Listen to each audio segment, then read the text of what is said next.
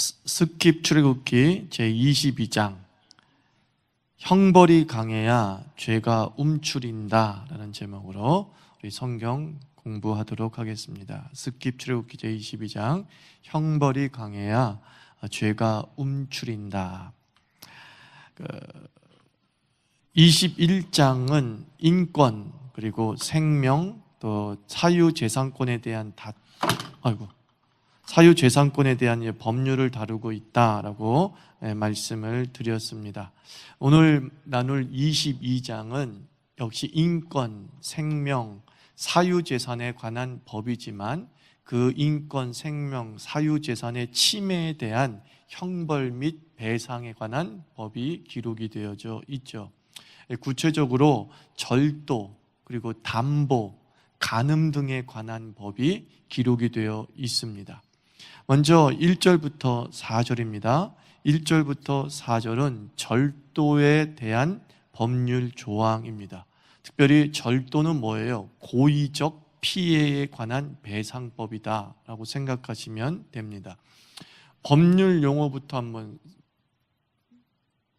구별해야 되겠죠. 보상이란 단어가 있고 배상이란 단어가 있어요. 보상과 배상은 똑같이 남에게 손해를 끼쳤을 때 그 손해를 갚아준다는 의미를 가지고 있는데, 어떨 때 보상이란 단어를 쓰고 어떨 때 배상이란 단어를 쓰느냐. 보상이란 단어를 썼을 때는 적법한 행위로 발생한 손해를 금전적으로 갚아주는 거죠.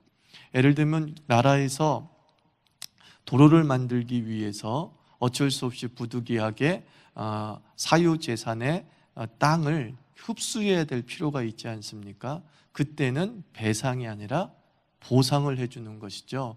반면에 배상이란 불법적 행위에 대한 금전적 갚음이에요. 즉 그 사람에게 손해를 입힌 것이 명백한 고의성을 가지고 있고 불법적인 방법으로 손해를 끼쳤을 때는 그때는 배상이라는 단어를 사용하게 되는 거죠.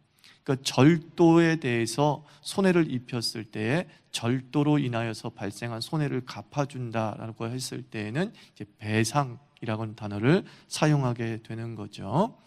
이 하나님의 말씀, 하나님의 법률은 절도에 있어서 의도와 동기를 아주 중요하게 다루고 있어요. 다른 사람에게 손해를 끼치고 다른 사람에게 피해를 입혔을 때에 그 가해자의 동기, 가해자의 의도를 아주 중요하게 여기고 있습니다. 먼저 1절 말씀 읽어볼까요? 시작. 사람이 소나 양을 도둑질하여 잡거나 팔면 그는 소 한 마리에 소 5마리로 잡고 양 한 마리에 양 4마리로 갚을지니라.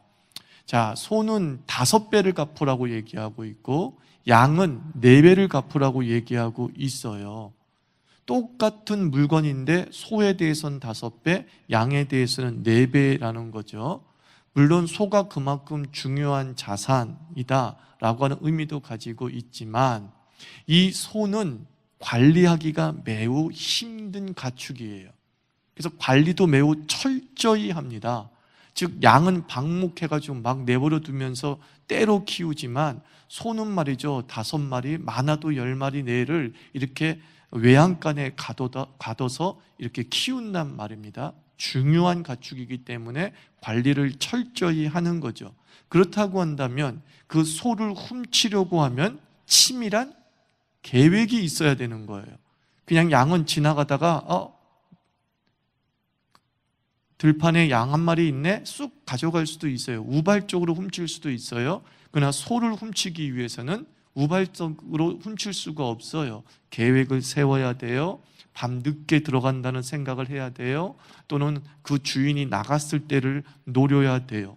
그러니까 도둑질에 있어서 그 의도가 분명하기 때문에 그 배상을 크게 해서 처벌을 높인 거예요.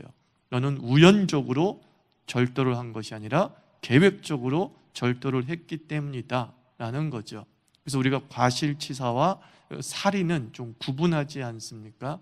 우연하게 사람을 죽일 수 있지만 막 의도적으로 사람을 죽였을 때에는 더 큰 형벌을 내리게 되는 것, 그 의도와 동기를 매우 중요시 여기는 거죠. 그래서 2절과 3절 한번 더 읽어봐요. 도둑이 뚫고 들어오는 것을 보고 그를 쳐 죽이면 피 흘린 죄가 없으나 해 돋은 후에는 피 흘린 죄가 있으리라.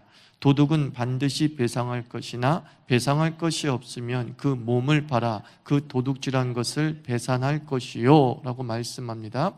자, 밤에 도둑이 들어와 가지고 그 도둑을 막기 위해서 이렇게 몸싸움을 벌이다가 그 도둑을 죽였어요. 그럴 때는 그 도둑을 죽인 주인에게는 아무 죄가 없다라는 겁니다. 그런데 혹 낮에 도둑이 들어왔는데 그 낮에 들어온 도둑을 쳐 죽이면 이것은 주인에게 살인죄가 적용된다, 이 얘기를 합니다. 왜냐하면은 낮에는 도둑이 식별이 가능하고 주위의 도움을 요청해서 도둑을 쉽게 쫓을 수 있는 정황이 생긴다는 거죠. 그러니까 굳이 제 사람을 때려잡지 않더라도 도둑을 쫓아낼 수 있는 분명한 상황이 조성이 되어졌어요. 그런데 낮에 그 도둑을 죽인다라는 것은 쫓을 의도만 있는 게 아니라 그놈을 죽이겠다고 하는 마음속 의도가 있었기 때문이라고 판단하고 있는 거죠. 그래서 이렇게 의도와 그 계획, 그것을 중요하게 보는 거죠. 그리고 또한 물질과 생명이 있을 때에 무엇이 우선이라는 거예요? 생명이 우선이라는 거예요. 인간 생명의 존엄성에 방점을 찍으면서 생명보다 큰 물질은 없다는 거예요. 그러니까 절도를 해서 사형죄가 있으면 돼야 안 돼요? 절도에 관련돼서 아무리 수십 조를 훔쳤어도 사실은 사형죄에 절도가 있을 수가 없는 거죠. 그래서 현대법에도 아무리 큰 도둑이라 하더라도 사형은 없어요. 왜요? 생명과 물질의 어떤 비교를 했을 때 생명을 능가할 그 어떤 물질도 존재하지 않는다라는 것을 보여주는 거죠. 또 5절과 6절도 역시 이 고의성에 대한 부분을 이야기하고 있는 거죠. 읽습니다. 시작. 사람이 밭에서나 포도원에서 짐승을 먹이다가 자기의 짐승을 놓아 남의 밭에서 먹게 하면 자기 밭에 가장 좋은 것과 자기 포도원에 가장 좋은 것으로 배상할지니라. 불이 나서 가시나무에 댕겨 낯가리나 거두지 못한 곡식이나 밭을 태우면 불러온 자가 반드시 배상할지니라, 이렇게 말하고 있어요. 자, 자기의 가축을 남의 밭에 풀어놨대요. 나중에 이렇게 얘기할 수 있겠죠. 아유, 풀어놓은 건 나지만 뜯어먹은 것은 가축이라고 내가 어떻게 가축까지 이렇게 통제할 수 있겠습니까? 라고 발뺌할 수 있잖아요. 그런데 보세요. 가축이 풀을 구분을 해요, 못해요? 구분을 못하고 어느 풀이나 뜯어먹는 게 가축의 습성이잖아요. 주인은 그걸 알아요, 몰라요? 알잖아요. 알고 있는 그 주인이 남의 밭에 가축을 풀어놨다는 건 뭐예요? 남의 밭에 있는 풀, 남의 밭에 있는 맛있는 것, 지 가축에게 먹이려고 하는 의도가 있다는 거예요, 없다는 거예요? 분명히 있는 거죠. 그래서 너 모른 척하면서 발뺌하지 말라라는 거예요. 네가 가축을 관리하지 못한 것도 누구 탓이다? 다 너 주인 탓이다. 근데 그 주인에게는 이런 못된 심보가 있다는 것을 누구나 다 알고 있다. 너 사기치려고 하지 마. 이렇게 말씀하는 것이죠. 또 불이 번질 수 있다는 걸 알면서도 자기 밭에 있는 불을 이제 우리나라도 이제 그 논이나 밭을 태우지 않습니까? 그런데 이게 부주의하게 이제 자기 밭을 태우다 보면은 그 불씨가 날아가서 남의 밭에 불을 붙일 수 있고 산에도 불을 붙일 수 있어요. 그러니까 실화가 있고 방화가 있죠. 근데 실화에 해당되는 게 아니라 사실은 방화다, 이렇게 얘기하고 있는 거예요. 왜냐하면은 이 불씨가 바짝 마른 그 봄에, 초봄에, 그리고 늦겨울에 불을 붙이면 날아가서 다른 데 불이 붙는다는 걸 알아요, 몰라요? 알고 있잖아요. 알고 있음에도 불구하고 자기 밭만 좀 건강하게 만들어 보겠다고, 자기 논만 조금 더 기름지게 만들어 보겠다고 그 욕심에 취해서 불을 붙여서, 부주의에게 불을 붙여서 다른 밭에 피해를 줬다는 거예요. 그것도 다 의도적이고 고의적인 것이다. 그러므로 너는 배상을 해야 된다라고 말하고 있죠. 그래서 결국은 이 절도, 즉 하나를 훔치면은 5배를 물어주고, 그리고 남의 밭에 들어가서 풀을 뜯게 만든 자는 너에게 가장 좋은 포도원과 너에게 가장 좋은 감람나무로 배상을 해야 된다라고 말하고 있습니다. 하나를 훔치면 그 이상을 잃어버리게 된다, 이 말씀하는 거죠. 다른 사람의 것을 훔칠수록 나는 내가 가진 더 많은 것을 상실하게 되는 그 배상법의 구조를 가지고 있어요. 1대 1의 배상법이 아니라 1대 다의 배상법. 내가 훔친 것만큼 갚으면 되잖아요. 우리 이렇게 생각하잖아요. 근데 하나님이 세우신 율법은 네가 하나를 훔쳤으면 너는 5개를 토해내야 돼, 이렇게 말하는 거죠. 요즘에 시대를 보면은 벌금이 자기가 훔치고 자기가 사기친 것보다 많아요, 적어요? 언제나 적어요. 100억을 사기쳤는데 벌금은 50억이 떨어져. 그러니까 어떻게 해요? 사기 계속 치는 거예요. 대기업들이 담합을 해가지고 막 상품의 가격을 올려놔요. 그 담합죄에 대해서 1,000억의 벌금을 때렸대요, 얼마 전에. 그런데 그 담합으로 인해서 그 세 회사가 얻은 이득은 3천억, 4천억이래요. 그러니까 어때요? 벌금 맞더라도 죄를 짓는 거예요. 그러니까 우리나라의 이 절도죄, 경제사범죄를 없앨 수 있는 방법이 뭐냐? 그가 지은 죄보다 더 크게 물으면 돼요. 1대 1의 원칙이 아니라 1대 다의 원칙이 되면 함부로 죄 못 짓죠. 미국 같은 경우는 이제 한 10여 년 전인가요? 앨론이라고 하는 에너지 기업이 있어요. 앨론이라는 에너지 기업이 세계에서 5번째로 큰 기업이었어요. 세계에서 5번째예요. 삼성과 비교할 수 없을 정도로 엄청 큰 회사라는 거죠. 이 회사가 어떻게 했냐면 이중장부를 쓴 거예요. 그래가지고 이득이 마치 많이 나는 것처럼 부풀려 놨어요. 사실은 적자고 사실은 큰 이득이 없는데 이득이 많이 나는 것은 부풀려가지고 자기의 주식을 올리고, 그리고 개미 투자자들이 그 주식을 사게 만들고 했던 것이죠. 이것이 밝혀졌어요. 그러니까 그게 뭐예요? 일종의 그거는 횡령이고 배임이란 말이에요. 횡령, 배임, 말이 그렇지 그 말은 뭐예요? 절도한 거예요. 남의 것을 꿀꺽한 것을 횡령이라고 하고 남의 것을 꿀꺽한 것을 배임이라고 하는 거예요. 예? 그러니까 횡령, 배임, 너네 도둑질했다 이거예요. 그래서 많은 사람들이 피해를 입혔다. 그래서 미국 법원에서 내린 판결이 뭔지 아십니까? 세계 5위의 앨론 기업을 그냥 공중분해 시켜버렸어요. 그리고 그 대표를 종신형을 때려버렸어요.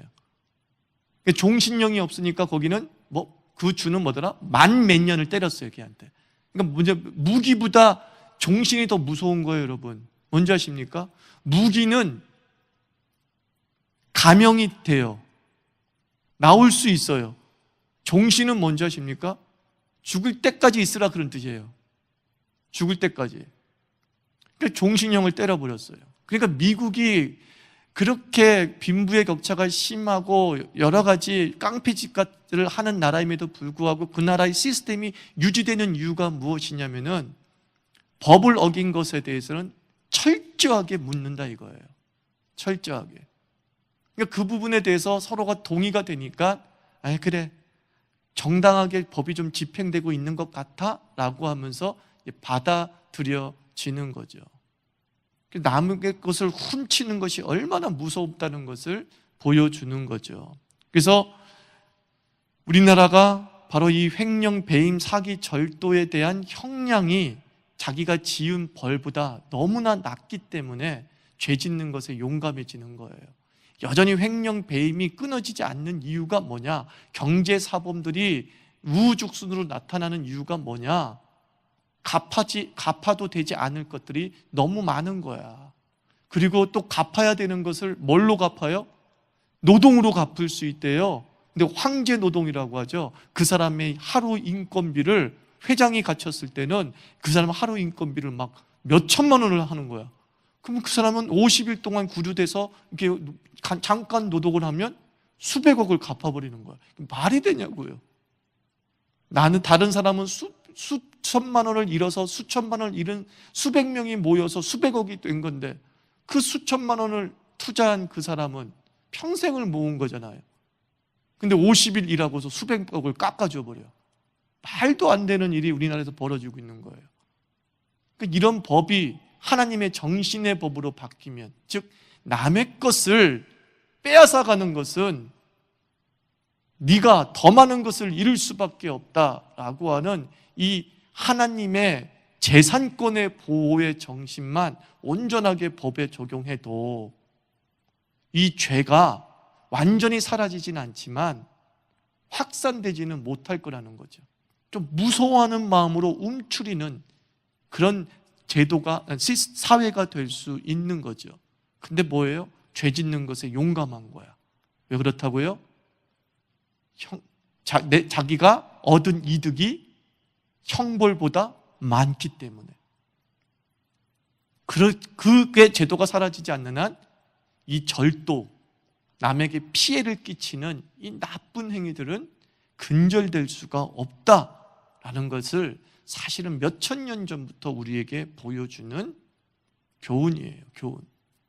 그리고 이제 7절부터 13절은 보감물에 관한 배상규례예요. 보감물에 대한 이제 배상규례. 신탁, 담보 이 얘기를 하고 있는 거죠. 어떤 물건을 맡기는 것, 신탁, 또는 자기의 물건을 담보로 해서 빌리는 것, 이런 것들을 이야기하는 거죠. 그래서 유목사회에서는 목장주가 가축을 이렇게 목동에게 맡겼어요. 지금도 현재 유목지역인 몽골이나 키르기스탄에 가보면 목동들이 있잖아요. 근데 그 목동들이 이렇게 키우는 양떼들이 자기 양이 아니야. 수백 마리씩 자기가 위탁을 받아가지고 키우는 거야. 그래서 그 양떼 주인은 따로 있어요, 사실은요. 그래서 이 몽골이나 키르기스탄의 그 목동들은 어찌 보면 좀 가난한 계층이에요.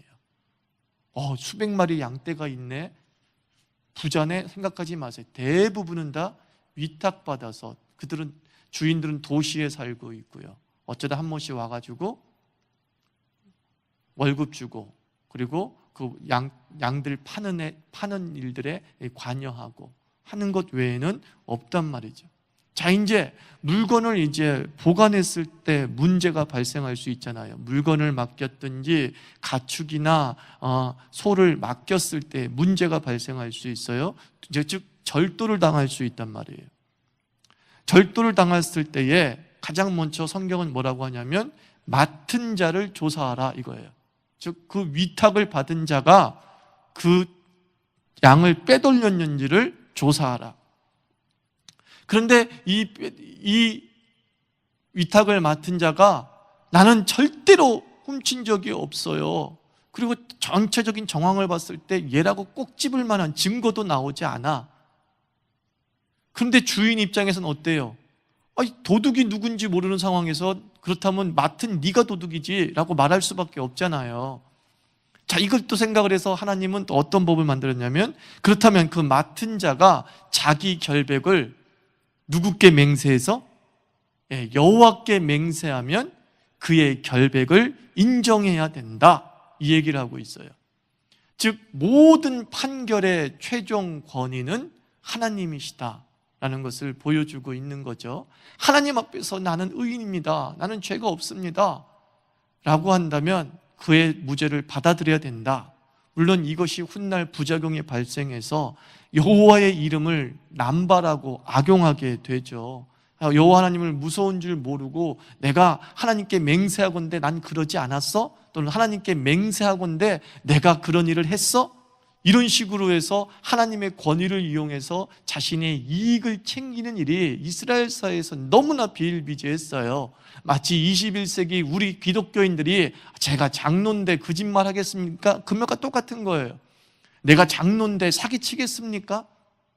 이 말과 똑같은 일이 한국 사회, 이제 이스라엘 사회에서도 벌어진 게 사실이에요. 여러분들 직분 팔아먹지 마세요. 그리고 저는 이렇게 얘기하고 있어요. 직분 팔아먹는 사람 치고 캥기지 않는 사람 없는 거예요.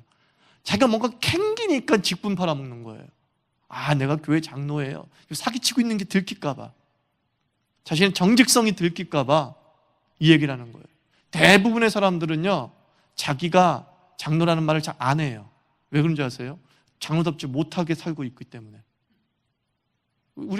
제가 신한은행 신우회원들과 얘기했을 때 그 얘기예요. 부끄러워서요, 내가 장로인데 술 마시고 다닌다는 얘기를 들을까봐 내가 안수 집사는 얘기 못해요. 사실 대부분은 그래요. 근데 너무나 자기가 이런 것에 직분자라는 얘기를 하고 있으면서 뭔가 비즈니스를 하고 있다고 한다면 캥기고 있다는 걸 하고 이해를 할 수 있는 거지. 뭔 캥기는구나. 그러니까 뭐예요? 초신자들이나 이런 사람들은 막 쉽게 넘어가죠. 그렇지, 교회 장로님이 사기칠 리가 없지, 이렇게 생각할 수도 있는 거겠죠. 하여튼 그런 부작용이 발생했다는 거예요. 하여튼 그래서 하나님께서는 이게 맡은 자는 가난한 사람이에요, 부자예요? 가난한 사람이잖아요. 이 가난한 사람에게 억울한 피해가 가지 아니하도록 하나님은 자신의 이름을 사용하도록 맡기셨어요. 이 가난한 자가 호소할 곳이 나밖에 없다는 것 안다. 그러므로 너의 정직이 분명하다면 내 이름을 사용해, 이런 뜻인 거예요. 그래서 가난한 자에게 자기 이름을 하나님께서 맹세하도록 배려하셨어요. 원래는 하늘로나 땅으로나 맹세하면 돼요, 안 돼요? 안 돼요. 그도 하나님의 발등상이요, 하나님의 보좌요, 너희는 함부로 맹세하지 말라고 했어요. 근데 하나님께서 이 가난한 자에게는 자기의 이름을 걸고 맹세하도록 했어요. 즉, 내가 너의 호소처가 되어줄게 라고 하는 하나님의 사랑의 모습인 거죠. 자, 그러면은 맡긴 자에게는, 좀 가지고 있는 자에게는 불리한 법인가? 그렇지는 않아요. 왜냐하면 12절 말씀 읽어봅니다. 12절 시작. 만일 자기에게서 도둑 맞았으면 그 임자에게 배상할 것이며, 그랬어요. 이게 무슨 뜻이냐면 자기 집에서 잃어버렸으면 그런 뜻이에요. 자기가 지금 양떼를 잘 방목하다가 밤에는 그 유목민들은 다 울타리 안에 집어넣어요. 울타리 안에 집어넣는단 말이에요. 근데 그 울타리 안에서 집어넣는 일을 소홀히 해가지고 방목으로 풀어놔버렸다고 해보세요. 그러면 책임은 무조건 누구에게 있는 거예요? 위탁받은 자에게 있다 이거예요. 위탁받은 자에게 있다 이거예요. 즉, 관리 소홀에 대해서 그 죄를 묻는 거죠. 그럴 수 있잖아요. 누군가 짜가지고 내가 있잖아, 나는 여호와께 맹세할게, 그래가지고 하나도 내가 훔쳐가지 않았다고 얘기할게. 그러니까 에이, 너가 밤에 와서 내가 울타리 문 열어놓고 그럴 테니까 네가 가져가. 작당할 수 있어요, 없어요? 작당할 수 있잖아요. 이걸 뭐라 그래요? 이게 업무상 배임이란 말이 여기서 나오는 거예요. 자기가 맡고 있는 직무를 통해서 금전적인 이득을 취하는 행위를 배임이라고 하는데, 그걸 업무상 배임, 업무를 가지고 사기를 치는 거죠. 남의 것을 뺏는 거죠. 이 업무상 배임에 대해서 얘기하는 거예요. 네가 울타리 안에 있어야 되고 네가 관리 소홀로 발생한 부분은 네가 책임져라. 분명하게 굉장히 선을 긋죠. 그러니까 상상할 수 없는 법이 3,000년 전, 4,000년 전에 이렇게 만들어진 거예요. 그래서 배상의 책임, 배상의 문제와 그리고 법적인 세세함들이 이제 기록이 되어져 있죠. 그러니까 결국 이 7절부터 13절 보관물에 관한 배상 규례는 법의 힘은 무엇에 있다? 공정성에 있다라는 걸 알려주고 있어요. 물질의 유무, 권력의 유무를 떠나서 법 앞에 평등할 때 그 법이 긍정의 힘을 발휘하게 되는 거죠. 근데 그 법이 공정성을 잃어서 어느 한쪽에 편향되어지고 어느 한쪽에 유리하게 될 때에는 그 법을 신뢰하거나 지키려고 하는 자들이 없게 되죠. 도리어 그 법을 깨뜨려야지만이 내게 유익이 된다라고 생각하는 무리가 많을 때 그 사회가 불안해지게 되는 겁니다. 그래서 창세기 31장 39절을 보면은 야곱이 삼촌 라반의 양떼를 지키잖아요. 근데 야곱이 삼촌의 라반의 양떼를 지킬 때에 그 양이 가시덤불에 찢긴 것까지 어떻게 했다 그랬어요? 다 갚았다 이렇게 얘기하고 있어요. 그러니까 당시의 목자들은 양떼의 주인에게 억울할 정도로 많이 착취당했어요. 그런 사회 구조 속에서 하나님께서 네가 양을 위탁받았을 때 네가 책임을 져야 될 부분이 이 정도야 라고 하는 근로 조건을, 개선된 근로 조건을 법으로 만드신 거예요. 오늘 말씀해 보는 찢긴 것은 누가 갚지 않아도 된다 이거예요. 네가 양을 관리하다가 양이 죽을 수도 있잖아요. 자연사할 수 있잖아요. 또 양이 걷다 보면은 찢어지는 그런 나무에 부딪힐 수도 있는 거잖아요. 그것까지 다 목동이 책임질 수 있는 것은 아니야. 주인 너도 그건 인정해야 돼. 양이 죽을 수도 있는 거고, 양이 이렇게 무리 짓고 막 다니기 때문에, 말을 안 듣기 때문에 갑자기 나무 쪽으로 싹 가가지고 피부가 찢겨질 수도 있는 거야. 그런 부분에 대해서 목동에게 책임을 물으면 안 돼. 그러면 누가 그 일을 할 수 있겠어? 없단 말이에요. 그러니까 야곱은 엄청난 착취를 당했어요. 근데 야곱의 그 착취를 하나님께서 이제 500년이 흐른 뒤에 근로 조건을 개선해 주는 거죠. 근로 조건을 개선해 줘서 목동들이 억울하게 착취당하지 아니하는 구조를 만들어 주신 거예요. 자, 14절부터 15절은 임대물, 차용물에 관한 법이에요. 집주인 그런 얘기라고 생각하면 되겠죠. 14절 말씀 읽어볼까요? 시작. 만일 이웃에게 빌려온 것이 그 임자가 함께 있지 아니할 때 상하거나 죽으면 반드시 배상하려니와 그랬어요. 자, 빌려온 것, 여기서 뭐냐면 자기가 농사를 짓기 위해서 말을 빌려왔어. 소를 빌려왔어. 그런데 그 소와 말을 이렇게 빌려온 사람이 옆에 있지 않고 그 소와 말이 뚝 떨어져가지고 혼자 있다가 구덩이에 푹 빠진 거예요. 그때 책임은 누구에게 있다는 거예요? 빌려간 사람에게 있다 이거예요. 빌려준 사람에게 있는 거, 빌려준 주인에게 있는 게 아니라 빌려간 사람이 그 손해를 써야 된다라는 거예요. 왜? 네가 빌려왔으면 어떻게 해요? 책임지고 그것을 잘 쓴 다음에 다시 돌려줘야 될 의무가 있기 때문이다. 그 얘기하는 거죠. 그러니까 이것은 임대인에게 유리한 법이죠. 지금 14절은 그죠? 임대인에게 유리한 법이에요. 근데 15절 또 읽습니다. 15절 시작. 그 임자가 그것과 함께 있었으면 배상하지 아니할지니라. 만일 새낸 것이면 새로 족하니라. 아까 얘기한 거예요. 임대인도 억지 부릴 수 있잖아요. 야! 내 소 빌려가 놓고서 왜 죽여? 이럴 수 있지 않습니까? 이럴 수 있지 않습니까? 근데 이 주인이 얘기하는 거예요. 빌려간 사람이.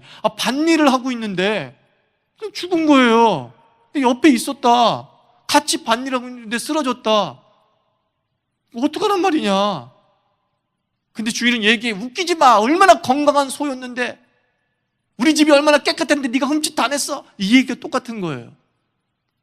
그래, 하나님 뭐라고 해요? 그것도 억지 부리지 마라. 자연스럽게 일어날 수 있는 현상이 있잖아요. 시간이 지나면은 모든 것은 다 뭐죠? 허물어지고 녹이 쓸 수도 있는 거잖아요. 그것에 대해서 책임은 누구에게 있는 거예요? 임대인에게 있다 이거예요. 그러니까 임차인의 책임, 임대인의 책임 공정하게 지금 다루고 있는 거예요. 우리 현실 세계에서 분명히 일어날 수 있는 일이 3000년 전에도 이미 일어났어요. 그러니까 해 아래 새 것이 있어요, 없어요? 사실 새 것이 없어요. 그래서 저는 이 임차인 법에 관련돼서 이런 말을 하고 싶어요. 맡길 때는 감수해야 한다. 그죠? 맡길 때는 감수해야 돼요. 뭐냐면 내 손이 떠난 뒤에는 손해가 발생할 수 있음을 알고 맡긴 것이기 때문에 그 일정 손해를 감수해야 된다. 내가 남한테 월세를 주고 전세를 줬으면 못자국이 생길 수도 있다는 것을 감수해야 된다는 거예요. 조금이라도 자연적으로 발생할 수 있는 것을. 그래서 스카이캐슬에서 선생님이 그러잖아요. 감수할 수 있겠냐 물었습니다, 어머니. 저에게 예서를 맡기시면 이 모든 것을 감수할 수 있겠냐 물었습니다. 그럼 맞는 말이에요. 네가 당신 나한테 맡긴 이상 그로 인해 발생한 모든 문제를 네가 감수해야 돼. 그러면 맡겨라. 그렇지 않으면 네가 알아서 해라. 맞아요. 맡겼으면 감수해야 돼요. 또 맡을 때는 감당해야 합니다. 다른 말로 해서 맡을 때는 충성해야 되죠. 그래서 하나님께서 뭐예요? 바울 사도를 통해서 맡은 자에게 구할 것은 충성이다 그랬어요. 성실하고 애를 써서 또한 내게 맡겨진 것을 보존하고 그리고 유지해 주려고 하는 마음이 있어야 되는 거죠. 이렇게 임대인과 임차인이 서로 자신의 어떤 의무들을 성실하게 수행해 나가면 관계가 참 좋은 사회가 되지 않겠습니까? 근데 너무 일방적으로 이렇게 마당이 기울어져 있을 때 거기서 불평이 생기고 불만이 생기고 대립과 갈등이 심해지는 거예요. 그래서 감수, 감당, 이게 참 중요해요. 어느 날 우리는 임대인이 돼서 감수해야 되고 또 어느 날 우리는 임차인이 돼서 감당해야 되는 그런 이중적 상황이 항상 존재하잖아요. 그죠? 그런 것들을 통해서 우리가 이제 건강한 사회적 관계를 유지해야 되는 거죠. 자, 16절부터 17절은 혼인빙자 간음을 이야기하고 있어요. 혼인빙자 간음. 여기 16, 17절 있습니다. 시작. 사람이 약혼하지 아니한 처녀를 꿰어 동침하였으면 납폐금을 주고 아내로 삼을 것이요. 만일 처녀의 아버지가 딸을 그에게 주기를 거절하면 그는 처녀에게 납폐금으로 돈을 낼지니라. 이게 뭐냐면은 이 상간을 얘기하는 게 아니라 내가 너랑 결혼할 거야 라고 하면서 약혼자가 있지 않은 아가씨를 꼬셨어요. 그래가지고 관계를 맺었어요. 그런데 턱하니 이제 여자를 차버리는 일이 벌어지는 거죠. 그때에 만약에 그 사실을 알고 그 남자가 나의 딸을 건드린 걸 알았어. 그러면 가장 먼저 해야 되는 게 뭐냐면 그 남자를 돌로 쳐 죽이는 게 아니야. 그 여자를 자기 아내로 삼아야 되고 납행금, 결혼 집찬금을 그 여자 쪽 집안에게 주라라는 거예요. 근데 이 여자 쪽 아버지가 나 도저히 저 인간한테는 내 딸을 보낼 수는 없어 라고 했을 땐 어떻게 해야 돼요? 지찬금만 주라 이렇게 얘기해요. 두 번째 이 법률 조항이 굉장히 여성 중심의 법률 조항인 걸 알 수 있어요. 자, 보세요. 그러니까 피해자 중심의 법률이죠. 여자는 재산이에요, 아니에요? 여자는 재산이었어요. 그러니까 자기가 결혼 지참금을 주고서 여자를 데리고 오면은 사실은 뭐예요? 거래한 거야. 자기의 재산이 물질이 금전에서 여자로 바뀐 것에 불과한 거예요. 자신의 전체적 자산 목록은 마이너스가 되지 않았어요. 그런데 여자 쪽에서 피해를 입은 여자 쪽에서 나는 도저히 너한테 내 딸을 아내로 줄 수 없다. 널 사위로 맞이할 수 없다. 그럴 때는 지참금만 주라는 거예요. 이건 뭐죠? 여자는 절대 못 데리고 가. 지참금만 줘야 되는 거야. 그러니까 자기 자산에 마이너스 생겨 안 생겨요? 마이너스 생긴 거잖아요. 그죠? 가해자의 자산에 마이너스가 생긴 거잖아요. 그리고 그 여자는 그 여자의 앞으로의 미래까지 그 사회가 지켜주는 거죠. 얘는 어쩔 수 없이 당한 여자애야. 그러니까 얘는 다른 남자에게도 결혼할 수 있어 라고 하는 가능성을 열어주고 가해자가 더 많은 손해를 입을 수 있는 구조를 만들어 놓은 거죠. 그러면은 성폭력이 줄까요, 안 줄까요? 주는 거예요. 성폭력이 우리나라가 만연한 이유가 뭐냐? 우리나라는 성폭력에 대해서 너무 관대하기 때문이에요. 관대하기 때문에. 성폭력을 행사해도 국회의원 출마할 수 있어요. 그리고 당당히 붙었어요, 강원도에서. 이게 우리나라야. 그러니까 안 없어지는 거죠. 안 없어지는 거죠. 그래서 가해자가 큰 피해를 입을 수 있도록 만들어 줘야 되는 거예요. 그 다음에 18절은 뭐예요?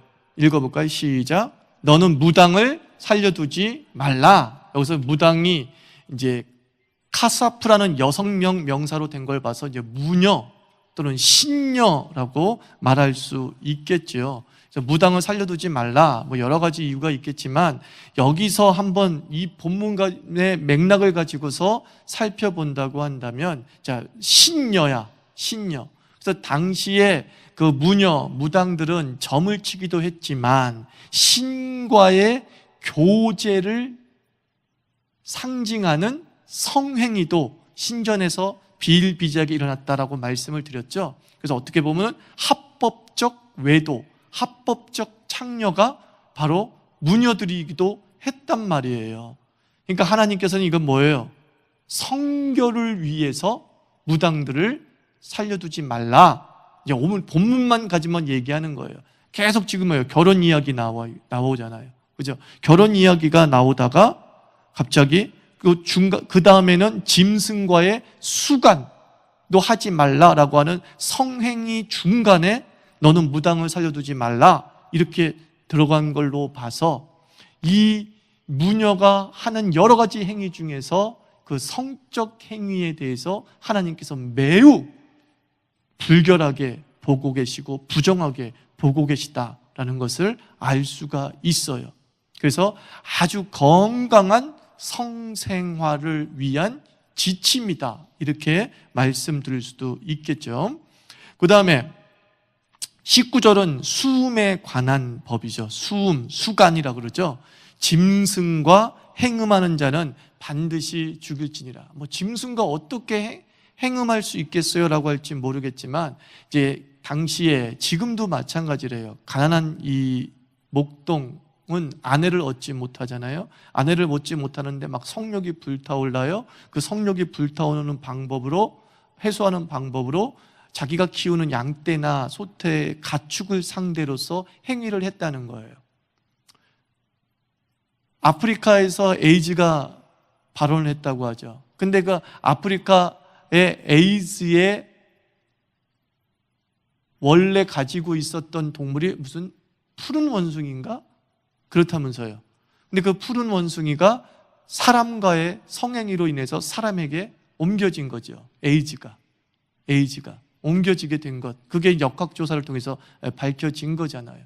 그러니까 여전히 지금도 수간이 행해지고 있어요. 그러니까 하나님은 이런 비정상적이고 변태적인 섹스를 반대하시는 거예요.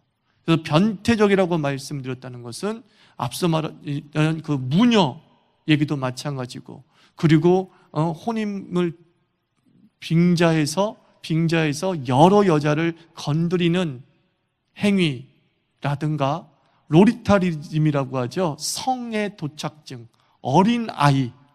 어린아이를 대상으로 한 이 모든 게 다 뭐예요? 변태적인 거예요.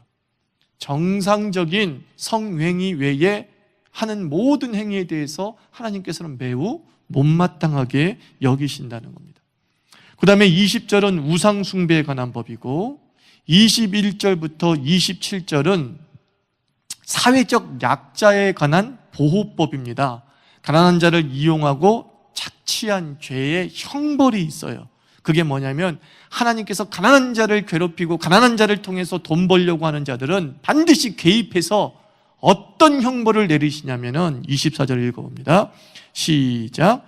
나의 노가 맹렬함으로 내가 칼로 너희를 죽이리니 너희의 아내는 과부가 되고 너희 자녀는 고아가 되리라.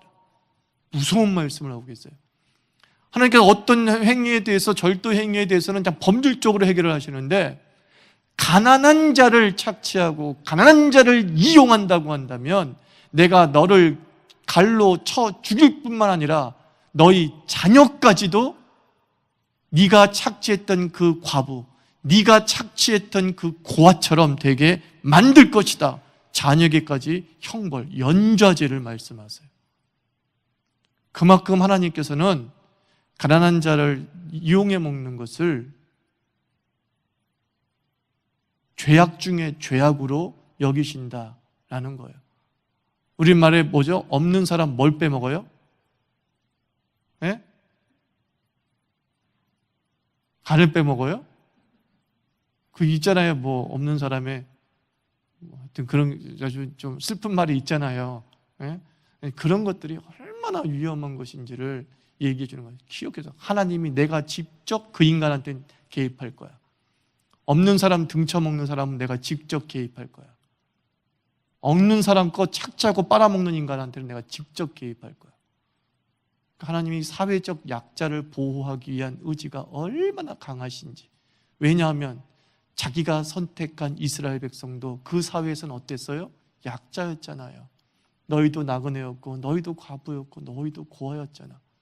개구리 올챙이 시절 기억하면서 가난한 사람들 도와주고 베풀면서 살도록 해. 뭐 그런 뜻이 될 수 있겠죠.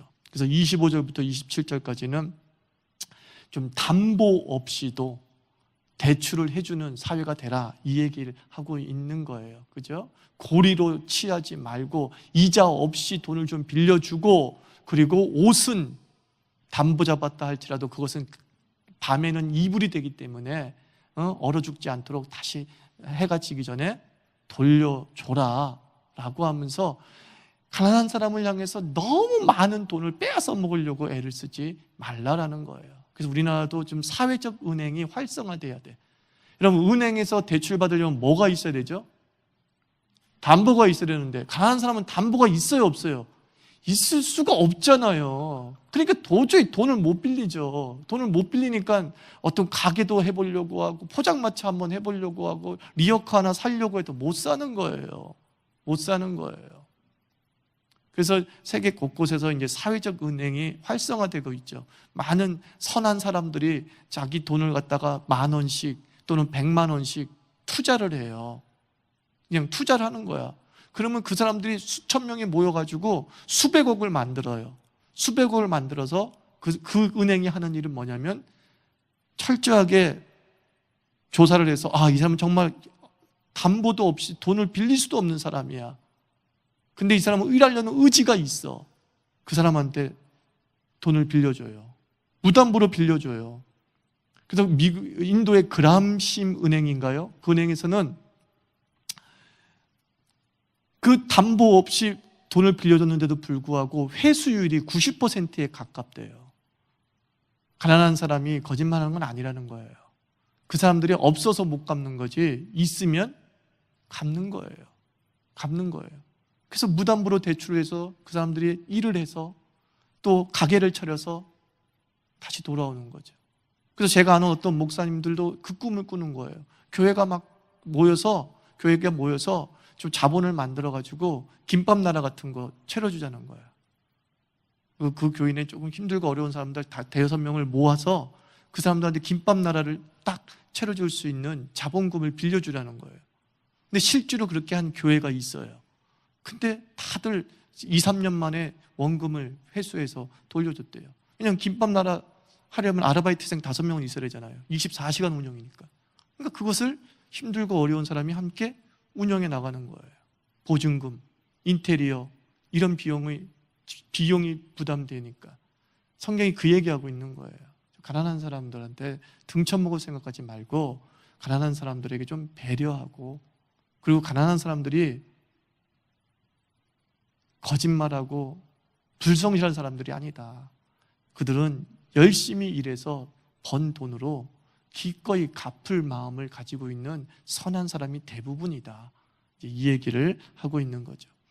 28절부터 31절 마지막은 권위 존중에 관한 법이에요. 권위 존중에 관한 법. 그래서 재판장을 모독하지 말라, 저주하지 말라, 백성의 지도자를 저주하지 말라 라고 얘기하고 있고, 29절 30절 한번 읽어봅니다. 시작. 너는 내가 추수한 것과 내가 짜낸 집을 바치기를 더디하지 말지며 내 처음 난 아들들을 내게 줄지며 내 소와 양도 그와 같이 하되 이레 동안 어미와 함께 있게 하다가 여드레 만에 내게 줄지니라 라고 말합니다. 29절에서 30절 우리가 지금 28절에서 31절은 권위 존중에 관한 말씀이라고 그랬어요. 그 권위 존중에 관한 말씀 가운데 갑자기 느닷없이 하나님께서 너는 이것을 내게 바치기를 더디하지 말라 이렇게 얘기하고 있어요. 이게 무슨 뜻이냐면 하나님의 하나님 되심을 인정할 만한 퍼포먼스가 있어야 된다 이게요. 소중한 것을 드리라. 네가 정말 하나님으로 인정한다면 이 소중한 거 못 드리겠니? 라는 뜻이에요.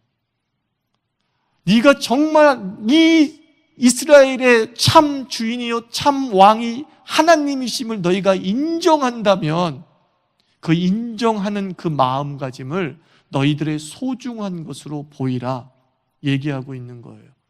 말로만 하나님은 하나님이에요. 100말 말해도 소용없다는 거예요. 그의 행위가 사람을 경멸해요. 좋으시겠어요. 칭찬합니다. 근데 눈은 막 모멸로 가득 찬 눈초리로 보는 사람들이 있잖아요. 그렇지 않다는 거예요. 퍼포먼스가 나오는 거예요. 목사님 좋아요. 나는 내 아내를 사랑해요. 반지를 끼워주라 이거예요. 무슨 뜻인지 아십니까? 그 권위를 인정하는 퍼포먼스가 나와야 진정성이 있는 거예요. 근데 어떠한 퍼포먼스도 없고 말의 잔치만 있다면 사실은 그 진정성을 의심할 수밖에 없는 거죠. 하나님이 말씀하는 거예요. 권위를 말씀하면서 나의 권위를 인정하라. 그러면 너는 그에 걸맞는 퍼포먼스를 너희가 보여주면 내가 인정하겠다. 그런 뜻이 되는 거죠. 31절 읽어봅니다. 시작. 너희는 내게 거룩한 사람이 될지니 들에서 짐승에게 찢긴 동물의 고기를 먹지 말고 그것을 개에게 던질지니라. 지금 음식의 규례를 얘기하고 있는데 짐승에서 찢긴 동물은 이제 먹지 말라 그런 것을 얘기해요. 저는 이 말씀을 통해서 이 얘기를 드리고 싶어요. 스스로 권위를 지키라 얘기하는 거예요. 거룩한 백성다움 품위, 예스러움을 갖추라는 거예요. 다 먹을 수 있지만 그걸 먹음으로 인해서 즉 너의 행위와 태도로 말미암아서 스스로 권위를 깎을 수도 있잖아요. 그러므로 누가 권위를 너에게 줄 수도 있지만 또한 주어진 권위의 그 품위를 스스로 지켜낼 수 있는 태도도 필요한 거예요.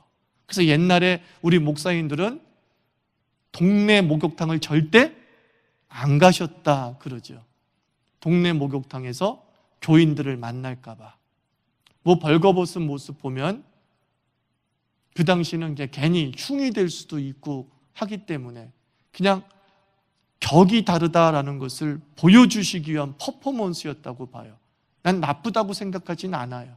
저는 귀찮아서 다른 동네 못 가겠지만 전화 같은 거 못 가겠지만 그 마음을 제가 이해를 하겠어요. 그 마음을 스스로 자신의 품위를 지키려고 하는 퍼포먼스예요. 노력이에요. 그런 마음이 좀 있어야 돼요. 그래서 우리가 권위를 인정해달라고 요구할 수도 있지만 또한 우리 스스로 권위를 지켜나갈 수 있는 품위, 할 수는 있지만 안 해야 되는 것, 안 해야 되지만 또한 해야 되는 것들을 통하여서 우리는 우리의 품위를, 우리의 권위를 지킬 수 있어야 된다. 기독교인다운 권위를 보여주는 퍼포먼스, 필요한 것이죠. 그래서 오늘 이 말씀을 마치면서 형벌이 강해야 죄가 움츠린다.